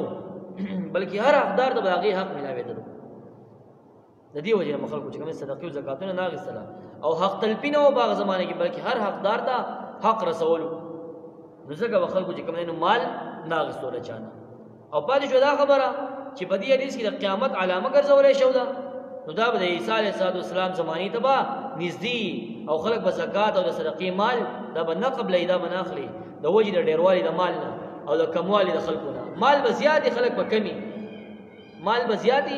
خلک به کمی د دې وجې نه چې کوم نو مطلب مالونه څوک یو بل نه قبلې او دغه د قیامت علامه بیا ګرځولې شو د باغ صورت کې چې کله نزول عیسی علیه السلام چې کوم دا راکوسي او دغه زمانه راشي. څلورم نمبر علامه علم بکم شي او جهالت به عام شي. علم بکم شي جهالت به عام شي د قیامت علامه ده. څلورم نمبر حدیث کې راځي کنز الامال جلد 14 صفحه 104 مسلم جلد 2 صفحه 140 عن انس رضي الله عنه قال سمعت رسول الله صلى الله عليه وسلم يقول ان من اشراط الساعه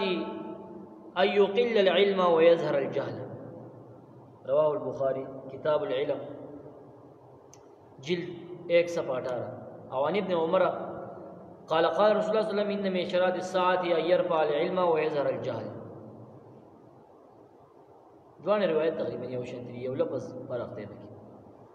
انس رضی الله عنه فرمایي چې ما رسول الله صلی الله علیه وسلم نا اوریدلو چې فرمایله چې ان من اشراط الساعه ان يقل العلم چې د قیامت د علاماتو نه باز علامو کې یو علامه دا هم دا چې د علم به کم کړی شي ويظهر الجهل جهل به سیوا شي جهالت به سیوا شي. او عبد الله ابن عمر رضی الله تعالی عنہ فرمایي چې رسول الله صلی الله علیه وسلم فرمایلی چې ان من اشراط الساعه ان يرفع العلم ويظهر الجهل دا علم به اوچت کړی شي او جهالت بخکار شي. علم به اوچت کړی شي جهالت دا بخکار کړی شي دا به زیات شي. علامہ ابن حجر رحمه الله فرمایي چې علم به اوچت کړی شي په وفات کېدو د علماو سره. الله رب العالمین به حق پرست علما اخلي. الله رب العالمین به د مقدس مکینا هغه علما ختمي هغه علما د روح به اوچتای چې د کمی سره کم د علم غرونه دي جبال العلم دي بحر العلم دي هغه به الله رب العالمین اخلي. نو چې کله یو دسی عالم چې هغه یو جبال العلم دي د علم غر دي دا الله رب العالمین واغسلو خامخا به چې اثر به پریوزي او قیامت به چې کوم رانیږي کیږي. نو علامه ابن حجر رحمه الله فرمایي چې علم با د علماو په وفات کېدلو سره اوچت کړی شي چې علما دي وفات شي. نو کله چې علما وفات کېږي نو علم به هم دا کمیږي. فتح الباری دا نقل کړل او صحیح بخاری او صحیح مسلم کی روایت د عبد الله ابن عمر رضی الله تعالی عنهما باندې حدیث ده چې نبی علیہ الصلوۃ والسلام فرمایلی چې یقینا الله رب العالمین به علم د خلقو د سینونه پر رایستو باندې نه ختمه چې الله رب العالمین د خلقو د سینونه علم راو باسي د خلقو د زړه علم راو باسي ختمه کی لیکن علم با د علماء په وفات کېدو سره اوچتولی کېږي چې علماء وفات کېږي نو علم به چې کوم دی نو نه به اوچتېږي او ختمېږي به هغوی به مخ د ځمکه باندې بل څوک عالم نه وي ټول به چې کوم دی جهال به بیا په ځمکه باندې اوسېږي تر دې پورې چې هېڅ یو عالم به پاتې نه شي نو خلک به بیا کومه خلک چې بیا مشران جوړوي کومه خلک چې بیا ځان نه مشران جوړوي نو خلک به چې کوم دی نو نبي علیه السلام فرمایي چې خلک به دا جاهلان سرداران به جوړوي مشران به ځان له جوړوي خو دا مشران به صحیح دا به جاهلان به جاهلان تپوس به کېدلی شي د جاهلانو نه مسلې تپوس به دې کېدی شي هغوی به بغیر د علم نه څه فتوا ور وشړي بغیر د علم نه د خپل جهالت فتوا به ورکړي هغوی په خپله باندې ګمراه شو په ذل واذل په خپله باندې ګمراه شو او نور خلک یې مثل ګمراه کړه نور خلک یې هم ګمراه کړه نو د علم اوچتېدل دغه دي چې نیکان او زبرګان علما به چې کوم دی نو مخ د ځمکې نه دا به وفات کېږي او الله رب العالمین به دې دا روحونه اخلي په دې وجه باندې به چې کوم دی د علم دا به اوچتېږي او دا حدیث چې کوم دی نو بخاري جلد نمبر 1 کتاب العلم باب کیف یقبض العلم باقي کې چې کوم دی دا را نقل شوی دی مسلم شریف را نقل کړی دی باب کتاب العلم کې باب رفع العلم وقبضه ترمذی مشکات ټول را نقل کړی دی باب ما جاء فی ذهاب العلم یو بل حدیث کې نبی رسول الله فرمایي چې علم زده کوي علم تاسو علم زده کوي او دا علم نور خلقو ته وخایي دغه شان تاسو فرایض زده کوي فرایض د اسلام فرایض دی مراد دی یا چې کوم نه میراث علم دی مراد دی تاسو دا فرایض زده کوي او نور خلقو ته چې کوم نه هم زده کوي او قران کریم زده کوي نور خلقو ته ور زده کوي نبی علیہ السلام فرمایي ولی نبی علیہ السلام فرمایي یقینا ذا او چتولې کېږم با زبو وفات کولې کېږم الله رب العالمین ما باندې وفات راولي او علم هم چې کوم نه زر د چوچت کړی شي زو پاتم کېدای زر د علم به موچت کړی شي او فتنی به ظاهر شي فتنی به راخکار شي تر دې چې اختلاف پیدا دوه کسان په منځ کې په یو فرض مسله کې په یو فرض مسله کې به دوه کسان په منځ کې به اختلاف وي نو دواړه به فیصله کوون کې نه مومي چې غنی لاړ کې پچا باندې فیصله وکي په یو عالم باندې فیصله وکي په یو پوهه سړي باندې چې کوم فیصله وکي په واجب سے باندې فیصله وکي یعنی جهالت په عامي څوک فیصله والا او عالم به هم چې کوم نه ملاوي مشکات شریف کتاب علم کې چې کوم د حدیث سره نقل شوی دي یو وخت د خلکو باندې راځي چې د علم چې کوم انداسه شي د بوچته ولکېږي او خلک به چې کوم جاهلان باندې کېږي د زمانو جاهلان وي اجل الجهلاء به چې کوم انده باندې کېږي وایي زمو پنځم نمبر علامه هغه دا چې حکومت باندې اهل خلکو ته وسپارل شي د نا اهل خلکو حکومت په مسلمان باندې راشي په امت مسلمه باندې با د نا اهل خلکو حکومت راشي یو حدیث ته مشکات شریف باب اشراط الساعه او کنز الاموال جلد 14 کې په صفحه 45 کتاب القیامه هم را نقل کړی دی ابو هريره رضی الله تعالی عنہ فرمایي چې رسول الله صلی الله علیه وسلم خبرې کولی چې یو کلیوال راغی یو د باندې اوسیدونکو راغی او د نبی علیہ الصلوۃ والسلام نے تپوس وکړو چې د الله رسول مت الساعه د قیامت په کله د قیامت په کله قائمېږي نو نبی علیہ الصلوۃ والسلام ورته فرمایي چې اذا ضيعت الامانه فانتظر الساعه چې کله امانت ضایع شو نو بیا د قیامت انتظار کوه امانت ضایع شو نو بیا د قیامت انتظار کوه یعنی چې کله دیانتدار یا امانتدار یا د شرعي احکام خاتمه وشي بیا د قیامت انتظار کوه هغه دیهاتی او باندې اوسیدونکو دی بیا عرض وکړو چې دا الله رسول او کوي په ذاتوها دا امانت ضایع کېدل به کې راځي دا امانت ضایع کېدل دا وسنګ و چې دا وسنګ ضایع شي رسول الله صلی الله علیه وسلم ورته فرمایلا چې اذا اسد الامر الى غیر اهله فانتظر الساعه کله چې حکومت نه اهل خلکو ته وسپارل شي نو تر قیامت انتظار کوه حکومت نه اهل خلکو ته چې کوم نه وسپارل شي بیا د قیامت انتظار کوه په عام طور باندې خلکو په ځین کې دا خبره ناسته ده چې امانت صرف غنیدی ته ویل کېږي چې چا سره سپیسی کېده ولا چا سره یو شی کېده د حفاظت د پاره دا کې خودلې شي چا سره دغه د غني په امانت او خیانت دغه دی ویل کی خو حقیقت دا دی چې کچر مونږه صرف دې د امانت وایو دا به د امانت د مفهوم سره ډیر جاتلوي خیانت پي چې ګنیم یو سیستم یو روبوت او چاله ورګ اجازه سره کېدا محفوظ دا غني امانت دی یوازې ته امانت دې نه ویل کی کوم ته امانت یوازې دې ته وایو دا د امانت د مفهوم سره ډیر لوی خیانت پي زیاتې دی دا امانت مفهوم ډیر زیات پراخ دی ډیر زیات وسیع دی هر هغه سي ضمانت ته چې داغي سره چا حق متعلق وي د چا حق ور سره متعلق او داغي حفاظت او بیا مالک طرف ته ادا کول په انسان باندې دا لازمي تر دې چې د عالم سره علم امانت ته د متولی او د مهتمم سره چې کومه جماعت او مدرسه دا ور سره امانت ته د بادشاہ او د حکمران سره خپل اقتدار دا ور سره امانت ته د افسرانو او د دارانو سره اقتدار امانت ته د استادانو سره شاګرد د عوامو سره اوټ دا وی امانت ته نو په مهتمم او په متولی باندې چې کومه دا سړي دا لازم دي چې هغه د دې جوړولو مقاصد دا مخې ته کیدي او دا مقاصد دا مخې ته کی او دا چې جماعت او مدرسه د دین د خورولو او د حفاظت ذریعہ چې کومه دا جوړ کی دا به چې کومه دین د بار استعمال او مدرسه او جماعت او دین د خپل یو ذاتی دکان او خپل ذاتی کاروبار جوړ نه کی دا شانو کوم د مسجد هم چې مسجد د چې کومه خپل ذاتی دکان ورته نه خپل ذاتی کاروبار ورته نه خپل ذاتی ملک ورته نه وي دا زما او خپل ځان ذاتی ضرورت او خیال هم دي نو دا کار باندې کی دا شان په حکمران باندې دا لازم دي چې په ملک عدل او انصاف دا عام کی عدل او انصاف په حکمران حاکم وخت په دا عام کوي او په خپل باندې هم ظلم نه کوي په خپل باندې به ظلم نه کوي حاکم وخت په خپل باندې ظالم نه او نور دا هم چې کومه نو د خپل ملک په حدود کې د ظلم کولو موقع نه ور کوي اغیار تبا په خپل ملک کې د ظلم کولو موقع حاکم وخت ورته نه ور کوي چې څوک مظلوم د ملک په حدود کې د انصاف نه او دا شان کې بیروزګار د روزګار نه وګه انسان نه خوراک نه بیمار د علاج نه حقدار د حق نه محروم نشي چرته د په ملک کې د په خطه کې دومره ملک اند چا نه سنبال نشو دومره ملک ته زموږ چا نه سنبال نشو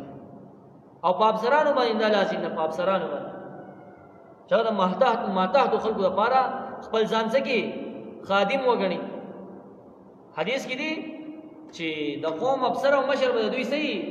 خادم به مشکات شریف کې صفحه نمبر 34 باندې حدیث د قوم افسر او مشر به د قوم صحیح خادم به غلام به نوکر به زمونږ دا سکه زمونږ دا درس په خیر نه کوي قسم دې واخه در دام نه چي کچرته ملاقات دی ورځي کنه لکه وزیر اعظم او صدر مدر د پریداور را پریدوي ایم ان ای سے ایم پی ایس درې دوه ګوره کنه چې ورځي نو سیمه د 78 مراحل نه بتیرې کنه ایم پی ایس ته چې کوم نو ولله ورته وږي میراو بشي ورسره او نبی علیہ السلام فرمایي چې د قوم افسر او مشر دا د قوم صحیح خادم به غلام او نوکر به د قوم خادم ریاست مدینه کې چې کوم ده نو سیمه د قوم خدمت نشته ده خادمي مادمي نشته ده ټول ظلم ده او بربریت روان ده دا شانتي ریاست مدینه باندې کچره کې سړی یو نظر ورواچي کنه یو نظر ورواچي عمر رضی الله په مدینه منوره کې یو دوه جنکای دي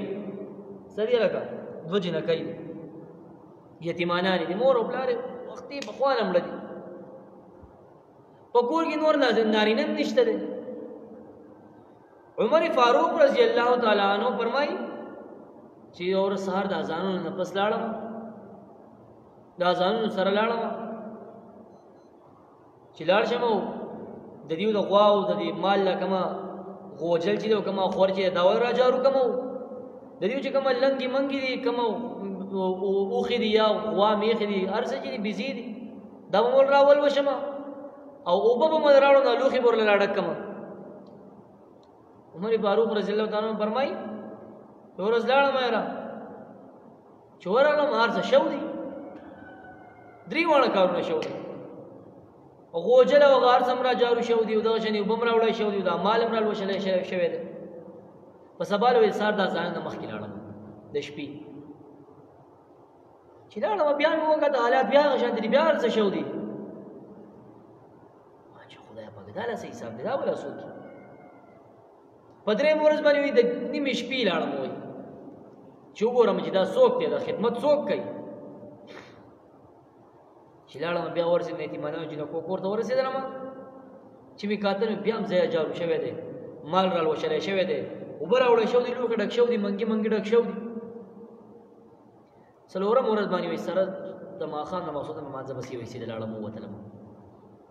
عمر فاروق رضی الله عنه فرمایي چې وتلم لاړم د بوټو کیسې په دې بنجر کې ودی چې کېناستم پټ غوندې په یو جاړ کې کېناستم چې دا بسو کې چې دا کار کوي دا د جوړ بدی کې یو سړی راغی زور ته ګورم یو سړی وای راغی وایسته کې هغه کومه چونګړه چې کومه وای کنه دا دو جن کور او اکمه خیمه چوا هغه ته ورنن وته هغه ته ورنن وته بای سیبا پدې کې کش کش کش کش د جارو आवाज راځي ما چې زما کو چې وکی د سارو د وشلو आवाज چې کوم راځي دغه وشله ما چې زو به کې وس پر اوځي وایس چلے وکړو چې په دې وګ باندې چې کوم یو لرګي کې خولرو بانګای جوړته ویل کېږي بانګای استاد به پیژني یو طرف تم ټیم ولا واچلو بل طرف تم ولا ټیم واچلو او لاړو په دغه بانګو کې ولا وبراوړي د کور غلوخه کوم منګي چې ونه غیمون لره ډکړه سړی راوته عمر فاروق رضی الله عنه فرمایي چې ځکه ورلم سړی مې کلک راونی و چې لکه ودرېګه د سوکه چې ما وګدلغه ابو بکر صدیق رضی الله تعالی عنہ امیر المؤمنین نے خلیفۃ المسلمین نے رضی الله عنه خلق خدمت کولو څه کولو غریب خدمت کولو سلور شپې مسلسل نیمه شپې چې کوم نه تللی دی پیدا خبره زموږ خو چې کوم نه حکومتي مشران لا پرېدا و 11 22 په نومې د لکه امبولانس دا کوم شي چې لکړه دا غم درنه راځي په یو نه چې سل ریپون خورته وکړه دې مړ شي دا خو نه راځي پیدا خبره دا چې کوم د ریاست مدینه حالات او عمر رضی الله تعالی عنہ د چې کوم نو روان دي داغه په خپل دوري حکومت کې د شپې په ګرځیدلو د شپې د مدینه په کوڅو باندې ګرځیدلو او کوم خلک چې غریبانانو کوم چې مدینه نه بهر په خیمو کې اوسېدل داغي به چې کوم نو حالات معلومه ولا داغي به پام نظر کولو داغي حال احوال به معلومه ولا چې چا څه تکلیف خو نشته چا څه مصیبت خو نشته ده عمر رضی الله تعالی عنہ یو شپه راووتلو او د ځاځر په خپل سورلی باندې یو غلام او یو خادم هم را سور کو روان چې کله خیمو ته ورسېدلو ګرځي چې وېکته یو سړی دی او د چلا کړه دی بهر د خیمې سناسته جاړي سره کلک نیولې دی او چلا کړه جاړي عمر فاروق رضی الله تعالی عنہ ورغه ویل کا ایرورا سی چلې سوکه او ته یاره ضروري شي ده خپل کار کوم خپل کار د پر خپل کار کوزا او دې ته ما ته وې سی چلې وې څه مسله ده ویره ته چهار سوکه خو دې شي ده چې زما کور والا ده د ماشومان بیمار ډیلیوري کیس ده او صرف کور والا مې یوازې د نبري خیمه کې زه یوازې نو سړی مزه په دغه څه باندې نه پوهېږم څوک څه ده باغی تکلیف ده د ماشوم د پیدایش وخت ده بس بار نه شي مزه جاړ په خپل حالات باندې جړه راغله الله پاک دومره واځي شو مجوز مینه کور ولا سره څوک نشي راځي باغی د ماشوم په پیدایش کې د درد چې کوم از کم بل څوک ور سودري کې کوي وزنانه عمر فاروق رضی الله تعالی عنہ خلیفۃ المؤمنین امیر المؤمنین خپل خالق ته بدی ځای کېنا علي سړي سره کېنا زرا اعظم خپل سورلې تا است چې کوم یا وخت است وختلو او منډي خپل بیبي د علي رضی الله تعالی عنہ لور د علي رضی الله عنہ نو سیدا او دا چې کوم نه دا د علي رضی الله لور دا د عمر رضی الله تعالی عنہ بیبي دا د رسول الله صلی الله علیه وسلم نو سیدا دای راوستنه او ورته وی اے زما بیبي وی جنت غټه ورته وی ورته غټه وای را سوره چې زما سره دي سور لې باندې غیر سوره کله ځان سره او دی عمر رضی الله تعالی عنہ سلوخه سپتیله مدیله سو وړو کې شهر او خواګه سره واغ سره چول د کې باندې کې پاخه کې ورله او راغ خپل بیبي گزر کړه خیمه مخې ته وای دن ورشه او ستا جنت بدی کې جوړ شه ماشوم چې کوم د دن زنانه دا هغه ماشوم پیدا کیږي ای ډېر ځات تکلیف ته هغه سره ور شو درېږي هغه سره ودرېږي او خپل باندې عمر رضی الله عنه بار اور بلکو په کمر باندې هغه پتیله کې هغه نو په بسې باندې ټول سخواګې باندې کړو دي زنانه لپاره صحیح ده او چې کله چې کوم نو هغه باندې کړو او چې اور بلولو دا اور بلولو د لوګي ورته په کیر مبارکي به دې دنتلو کیر مبارکي به لوګي دنت پدې کې د عمر رضی الله عنه بیبي دا راو د خیمینه بهر आवाज کوي اے امیر المؤمنین مبارک دې شوراره دې پیدا شو سړي پیدا شو وراره دې پیدا شو دا ما دا وایا چې په دې موجوده وخت کې یو ایستانه نه چې کني یاره دا حکومت ته جدا خبره کومه اے د خبر د دین او د نبی رسول الله پس د صحابه کرامو او تابعین او اتباع تابعین دور نه پس یا کوم حکومتونه راځي کنه په دې کې تاسو ماته وغه چې یو وزیر یو صدر یو وزیر اعظم چې کومه چته ماته وراره ویلې تا دې وراره ویلې پېری دې بی بی د عمر رضی الله تعالی عنہ راخکار کیږي امیر المؤمنین مبارک جستا وراره پیدا شو کم ماشوم چې کوم پلارو ها دې سره نیک شو یره جوړی ما ته پته نه و چې دا امیر المؤمنین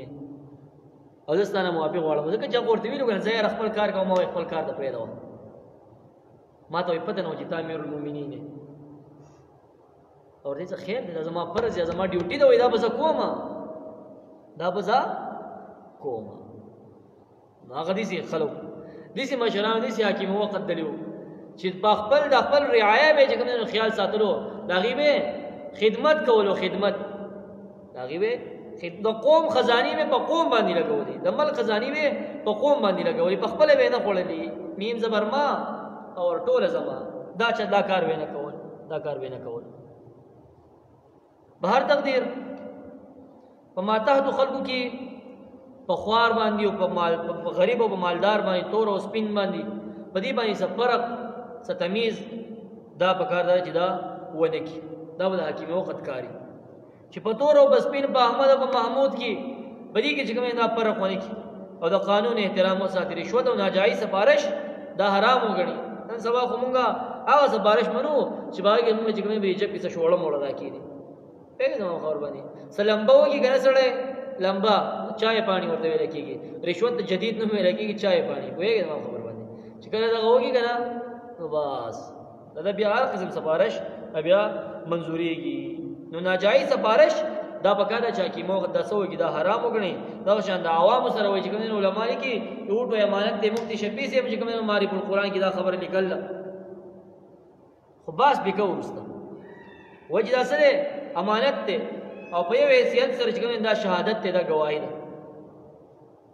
نو په دې باندې لازم دي چې دا خپل وټ دا امانت دا یا چاله ورکی دا چاته حواله کی څوک چې دې مستحق زکه چې چاله چې دا وټ ورکی نو کله چې دا دې خدای هغه امیدوار په حق کې گواهی هم ده چې زما په نسبت باندې دا سره د قوم د پاره د قوم د خدمت لپاره ده سره دا حقدار دی د قوم د خدمت لپاره دی اهل دی د قوم خدمت کولای شي او دا سره امانتدار دی دا سره دیانتدار دی نو کچر د بدل سړی کې دا صفاتونه موجودو نو دی انسان بیا د خپل امانت دا وی صحیح استعمال مفتی شفیع صاحب رحمت الله علیه هم معرفت القرآن کې دا خبره خو کچر د صفاتونه بدل سړی کې نو بلکې هغه خیانتدار او امانتدار نو دیانتدار نو په امانت کې چې کوم د دین انسان ور په امانت کې خپل خیانت وکړو چې د خپل وټ را واغستلو دا خپل مشري را واغستلو او دا یو نااهل سړی ته ورکړ یو غیر حقدار سړی ته ورکړ او دا په حق کې د دروغ گواہی ورکړ چې دا سړی سره دا حقدار دا ډول امانت ضایع کېدل او د دروغ گواہی دا امانت ضایع کېدل د دروغ گواہی دا ډول سړي د قیامت د علامات دي ډول د قیامت د علامات دي ابو ذر رضی الله عنه فرمای چې ما رسول الله صلی الله علیه وسلم دی یو ځل په ویلا چې دا الله رسوله چې تا ما د سعوده او منصب حواله نه کو تار د منصب او سعوده را دا حواله نه کړ نو ابو ذر رضی الله عنه فرمای چې نبی علیہ السلام زما په ملا باندې لاس کې خودلو او بیره د اوپر مایلا چې ابو ذر یقینا ته کمزور یې عہده او منصب دا یو لوی امانت ده عہده او منصب دا امانت ته تو کمزور ہے او یقینا دا حکمرانی او عہدہ منصب دا د قیامت پر ورځ باندې شرمندگی دا بخپېمانی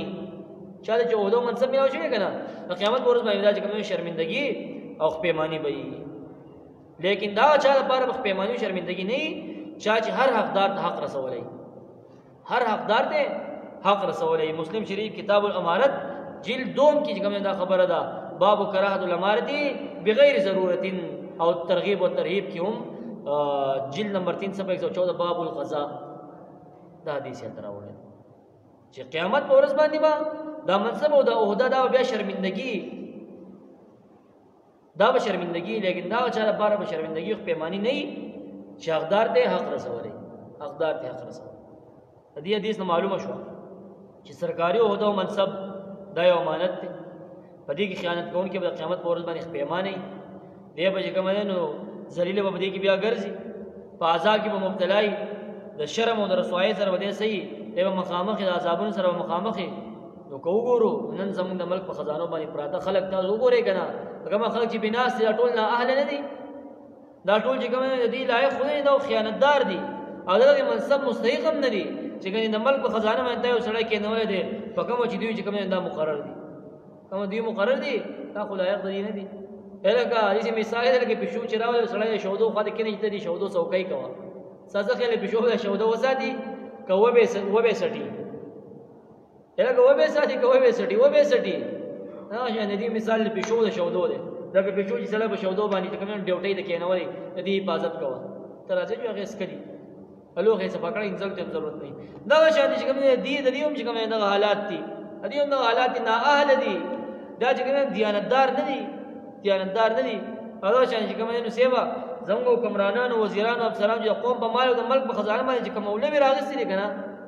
دې چې کوم نو یورپ والے ورته نه خپل په کوته باندې پاتې شو دي په تعجب کې پراته چې خدای پاکا مونږ قوم دي سیو دا دوی خو به زموږ چې کوم نو خبره یو درې چوړی ورسېوا وخته یورپ والا دې ته راغلي چې پاکستاني زموږ چې کوم نو سیوا وخته دا هارون رشید دور او زماني ته وګورو دا غي اسراف او بزل خرچي ته وګورو او د موجوده دور حکمرانانو او افسرانو او بزل خرچي ته او اسراف ته وګورو نو یقین چې دا موږ ته په اسراف کې په غوي د پاسه ښکار شي دا د موجوده با هارون رشید باندې د پاسه موږ په اسراف او په بزل خرچي کې راښکار شي د هارون رشید په دسترخوان باندې مدیر قسمه خوراکونه پراته وو 30 قسمه خوراکونه به د هارون رشید په دسترخوان باندې پراته وو او داغه د باورچی خانی او د کچن روزانه خرچه 10,000 درهم و 10,000 درهم د هارون رشید او د هارون رشید د زوی مامون رشید روزانه ذاتی خرچه د 6000 اشرفی و 6000 دینار دغه جب خرچه و او که تاسو د اورنګزیب خان د کم خرچه قصې ووري نو هغه د کوم انسان چې کوم نو عقل ورته حیران شي چیرې واقع د دربار دی ایرانی سفیر راغی اورنګزیب خان نو دور له پلاور کې دعوت ورکړ چې پاغا یو دعوت کې 300 قسم خوراکونه موجود 400 قسمه د خوراکونه دا موجود او د پروټو د خوشبویانو وسو دسترخوانونه وسو خطبه د شیخ پوری سپا 225 دویمه حصہ کې کومه دا خبره لیکي دیم نمبر خبره دا چې دغه شان د مامون رشید په واده باندې 15 کروڑ خرچه وشو مامون رشید په واده باندې 5 کروڑ خرچه شو 5 کروڑ دا چې کومه دا غوي فزو خرچي وا دا غوي اسراف چې دنن په حساب سره دی مالیت مقدار چې کومه 5 ارب روپۍ جوړي 5 ارب دا مقدار دی جوړي اوس په موجوده وخت کې یو کتاب چاپ شوی دی چې دا غنوم دی پاکستان کا مالک کون دلته کتاب کې کومه دا تفصیل ټوټلی ارسه ولیکل پاکستان کا مالک کون ہے دې مصنف دا ثابت کړل چې پاکستان مالک دا عوام نه دي ګوره بلکې پاکستان مالک هغه مراعات حاصلون کې ډاکوان دي هغه مراعات حاصلون کې غل دي چې هغه د ملک په ټولو وسایلو باندې قبضه چول او معاشي فساد خوري په دې ملک کې داسې هم شو چې په 10 کروڑ روپۍ باندې یو شوګر میل وای قائم شوی دا شوګر میل چې قائم کړو شو په 30 کروڑ روپۍ باندې او بیا هغه په یو سرمایدار باندې صرف په یو روپۍ باندې خرڅ کړی شو، په یو روپۍ باندې به وایي خرڅ کړی شو. نو غریب ته په یو روپۍ باندې یو روټۍ هم نه ملاویږي. سوچو کې کنه غریب ته په یو روپۍ باندې یو روټۍ هم نه ملاویږي، او سرمایدار سیاستدان ته په یو روپۍ باندې یو فیکټري ملاو شو، د 30 کروڑ روپوټ فیکټري دي چې کوم دا ملاو شو. دا زموږ د ملک او د حکمرانانو حال دی. ملک داسې مو شو چې یو صنعتکار ته 50 کروڑ روپۍ د بانک او د ملک د خزانې نه ورکړی شو، او بیا دا روپۍ هغه ته مواب شي، دا پیسې ورته بیا مواب شي 50 کروڑ روپۍ. لکه موږ چا موږ د څوک چې کوم نه خبر 50,000 روپۍ نه مواب کړي، ځان گاڑی اخلم 50,000 روپۍ را سره نشته اوس. او دیو چې کوم نه 50 کروڑ روپۍ د ملک د خزانې نه راوغستلې یو د ورکړی شوی، بیا دغه روپۍ چې کوم دیو ته داسه شوی دا ورته مواب شي. خو بل درته غریب سړی د اوسېدو کور د 50,000 روپو د قرضې په بدل کې بینک والی څخه خرڅي، د 50,000 روپو د قرضې په بدل کې بینک والا د یو غریب سړی کور دا راغلی دا خرڅي. او تعلقات والا صنعتکاران ته چې کوم نو دی دا 50 کروڑ روپۍ دا دغه کاروباري صنعتکاران ته داري قرضې ورته مواب کولای کی. دا به ظلم نه، دا به زیاتې نه چې یو غریب کور د 50,000 روپو د بینک په قرضې کې دراغله و خرڅې او پاتې شوې تا چې تا د ملک خزانه او د ملک د بینک نه یا چې کوم ور سره واغستله دا د عوامو خزانه او تا 50 کروڑ روپۍ چې کوم ته یو سړی ورکوا ابه ورته چې کوم نو مطلب دی چې صدقه کوه پرې دوی مواب کوي ورته. دا په کوم قانون کې راغلی؟ دا خبر هم خطبات شیخ پوری رحمه الله چې کوم نو په دوی مې سکی سب 159 باندې دا ټوټلی وضاحت دلته کې لیکل دی.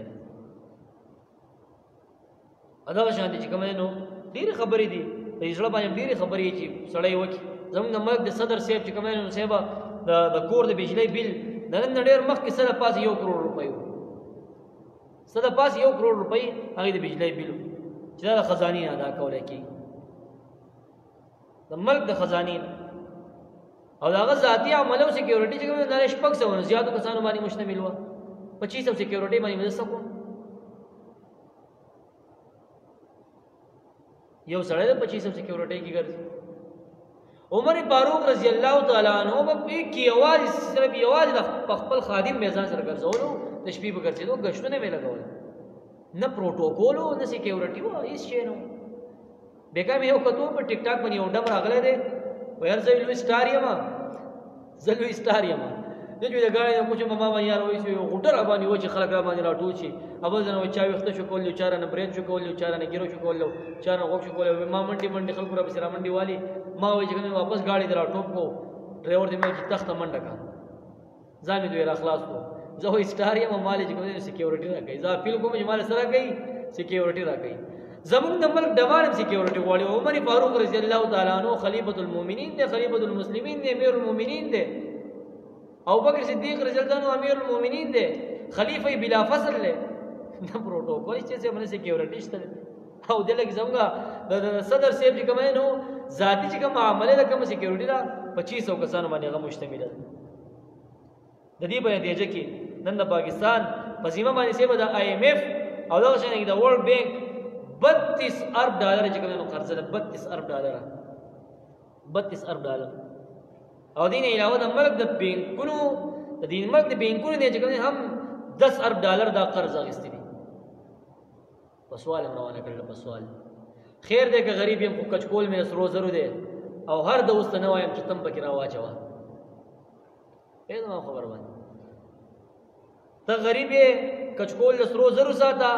سوال مکوا وې زما خبر ملکم تباہ او برباد نو دغه چې کوم نو داولي دا 10,000 د دین علاوه دا بانکونو نه دا 10,000 ډالر دا قرض غوښتي دا ولي دا ځکه چې زموږ د ملک په خزانو باندې نه اهل خلق پراته دي او نبی عليه الصلاه والسلام فرمایلو چې اذا وسد الامر الى غیر اهله فانتظر الساعه کله یو کار حکومت نه اهل سړي ته حواله شو د قیامت انتظار کوه دا ځکه چې موږ خپل شهادت او امانت دا نه اهل کسانو په حق کې کوم استعمال کوم خپل امانت د صحیح خلکو په حق باندې استعمال نو یقینا چې الله رب العالمین موږ ته د ابوبکر صدیق رضی الله تعالی عنہ عمر فاروق رضی الله تعالی عنہ، عثمان ذو النورین رضی الله تعالی عنہ داغي بشان مشران هم الله رب العالمین راکی کوم هم لګي د خپل سترګې ګولاو کړی ان تقلید کو پستر کوم تعصب پټي لګول دي تعصب د دین او د اسلام د موږ ورتیر یو چې سیل زماده لیډر خلکو صفت کوله زماده لیډر خلکو صفت کوله د دین او د اسلام د مسلې به ورتیر یو شریعت د مسلې به ورتیر یو چې تخپل لیډر زوته زخپل لیډر زوته بل خپل لیډر زوته بل خپل لیډر زوته نو زموږه کومه لوی لیډر چې جناب محمد رسول الله صلی الله علیه وسلم دا غي مسله څه شو د قران مسله څه شو د احادیث مسله څه شو دا خو موږ شیر تکړه دا خو موږ گزار کړ دا دین او اسلام د کومه زموږ استاد له نقصان ورسېده په خپل باندې د دین او د اسلام جنازه وبسله د شریعت جنازه وبسله دا خپل لیډر په پاغي باندې دومره غیرت کو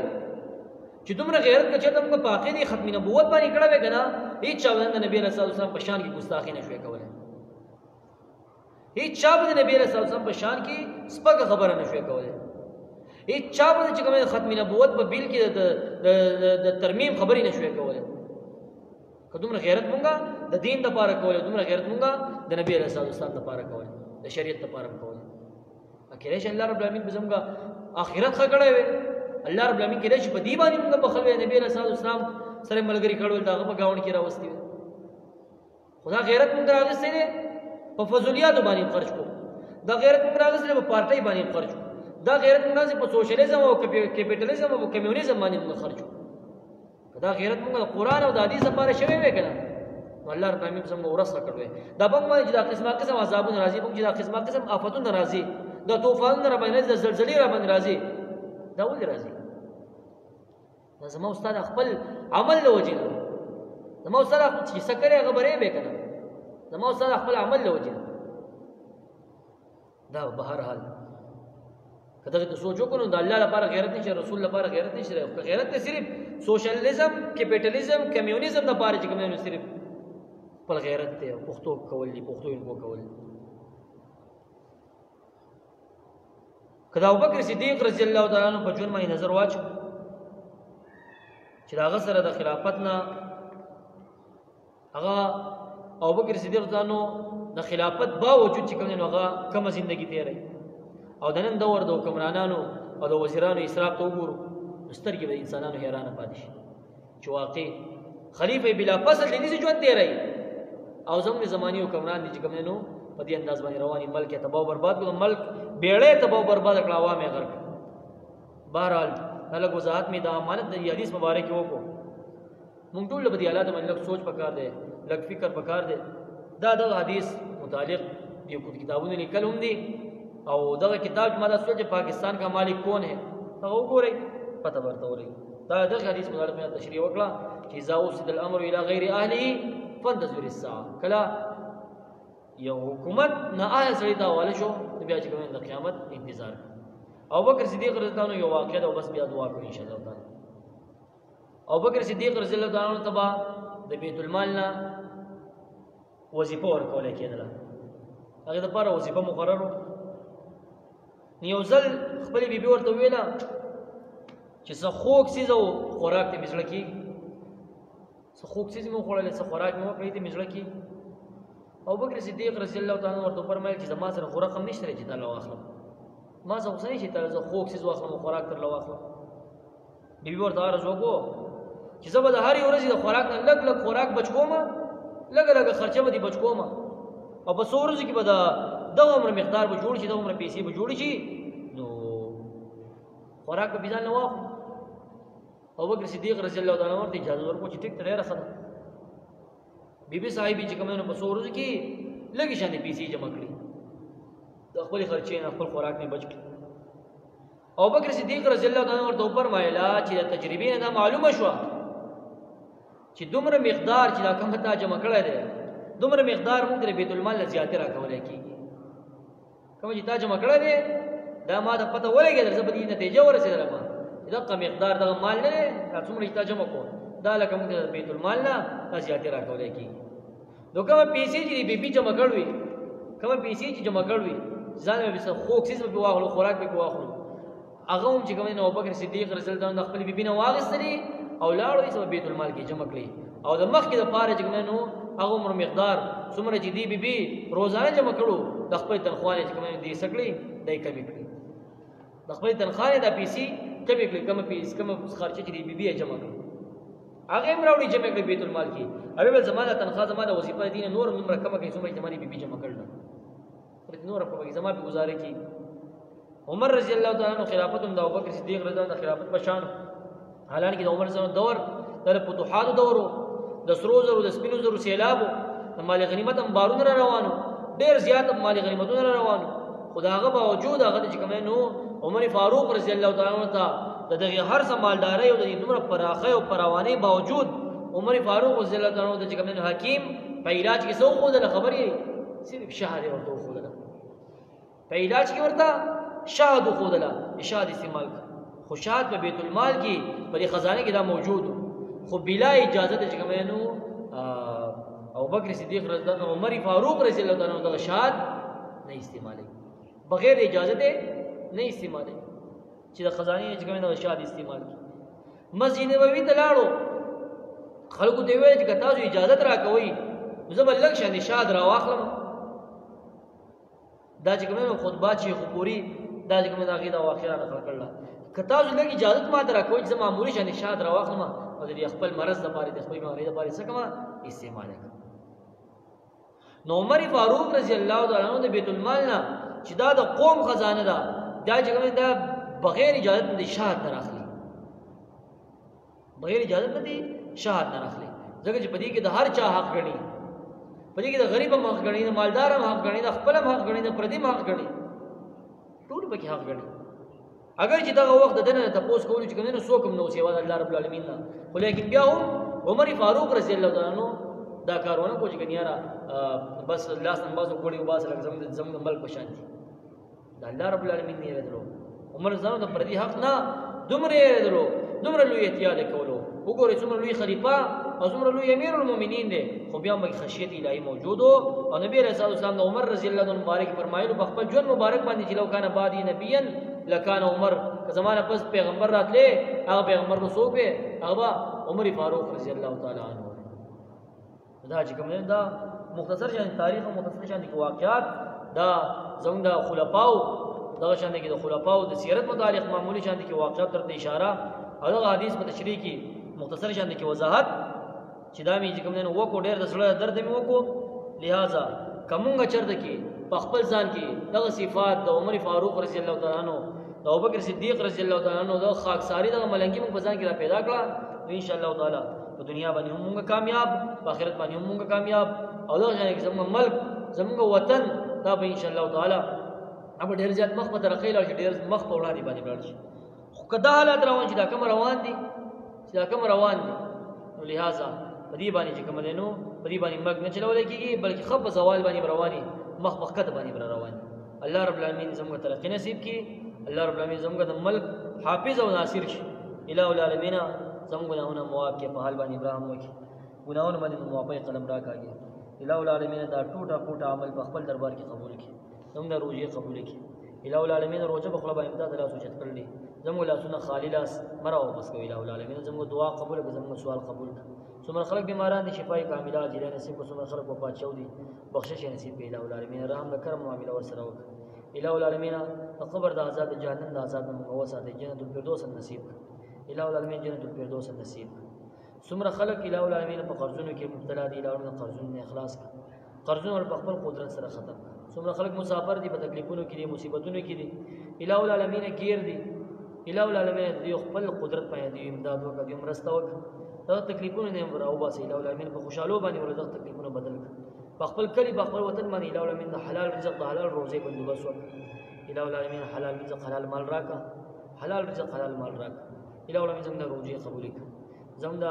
معمولی شان لږ عمل الہ العالمین دا په ډېر عمل باندې بدل کړي د معمولی نیکی الہ العالمین زموږ په ډېر نیکی باندې موږ بدل کړي الہ العالمین دا وخت زموږ قیمتي کې الہ العالمین الہ العالمین دا وخت زموږ د نیکو په ټول کې ورواچو الہ العالمین دا وخت زموږ په نیکو په ټول کې ورواچو سمویل سماوره د الہ العالمین د عمل کولو توفیق راکړه کمه زیاتې به شوی الہ العالمین دا غیم ته موافق وکړه کمه زیاتې به شوی دا غیم ته موافق وکړه صلی الله تعالی علی خیر خلقه محمد و آله و صحبه اجمعین برحمتک یا ارحم الراحمین